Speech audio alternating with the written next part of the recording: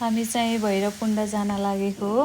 हामी चाहिँ अनि फाइनल्ली जडीबुटीदेखि गाडी चढिसकेको छौँ।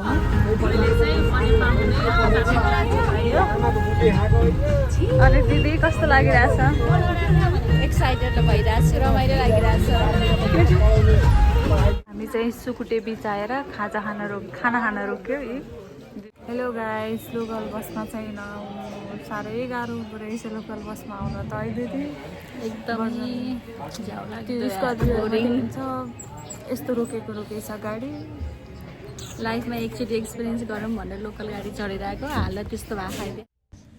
अनि फेरि गाडी चल्न थाल्यो अनि हामी लागेको। गाइस हामी चाहिँ यहाँ के अरे दिदी ठाउँको नाम बगाम झरेर चाहिँ अब बस्ने ठाउँमा जाँदैछौँ। अनि हामी बस्ने होमस्टेमा गएर बस्यौँ अनि सबैजना मिलेर आगो ताप्दै रमाइलो गऱ्यौँ।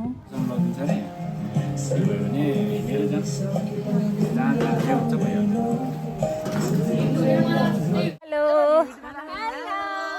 हामी चाहिँ बगामदेखि है ठाडो उकालो छ। बाटो चाहिँ कन्फ्युज भयो, तर राति 2 बजे उठेर हिँडेको, 2 बजेदेखि अहिलेसम्म आइपुगेको छैन। खै 13-14 घन्टा हिँड्नु पर्छ अरे भर्खरै। तर नर्मल चाहिँ नसोच्दा हुन्छ, किनकि अलि ठाडो उकालो नै रहेछ होइन। स्वर्ग छ, स्वर्ग नाक चुचो हुनेहरूको त नाक ठोकिन्छ उकालोमा। यहाँको बाटोमा चाहिँ यो सिजनमा यस्तो फुलहरू हुँदो रहेछ है। भएमा चाहिँ एकदम फुल झरे जत्तिकै कस्तो राम्रो देखिँदो रहेछ। हामी ठाडो उकालो नै लगभग 4 घन्टा चढिसकेपछि बगाम कटेर बाघमारा भन्ने ठाउँमा आयौँ।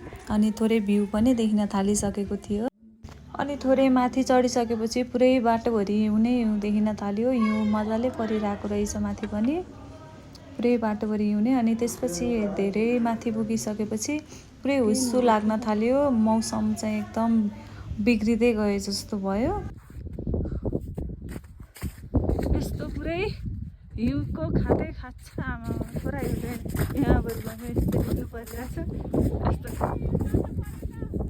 त्यही छ वा भैरवकुण्ड फाइनल्ली आइपुग्यौँ रे। आमामा थोरा गाह्रो भएन।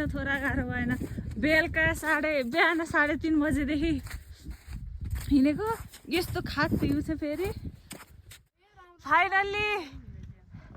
ओ माई गड, इमेजिन गऱ्यो भन्दा त धेरै राम्रो भैरवकुण्ड।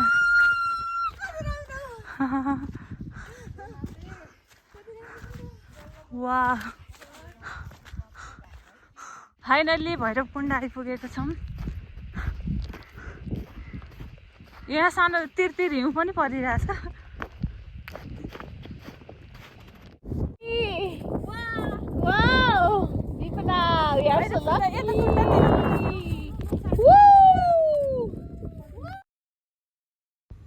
त्यहाँ बसेको अलि टाइमपछि हिउँ पनि मजाले पर्न थाल्यो। अनि त्यसै गरी हामी फर्कियौँ।